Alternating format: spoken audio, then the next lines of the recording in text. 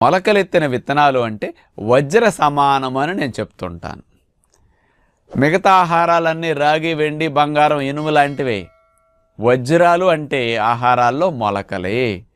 మొలకలకు సాటి పోటీ మరొక ఆహారం లేదని మీరు గ్రహించాలి. అలాంటి మొలకల్ని ఏ రకాలు తినాలి, ఎన్ని తినాలి అనే సందేహం వస్తుంది.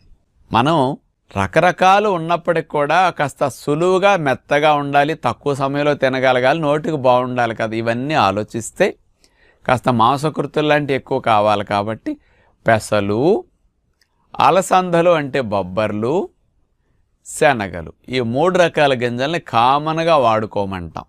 ఇవి కొంచెం నమలటానికి మెత్తగా ఉంటాయండి, తినటానికి కూడా రుచిగా అనిపిస్తాయి ఈ 3 రకాలైతే. ఇతర రకాలు కొంచెం గ్యాస్ తక్కువ వచ్చే మొలకలు ఉంటాయి, కొన్ని విత్తనాలు ఉంటాయండి, అందులో ప్రోటీన్ తక్కువ ఉంటుంది.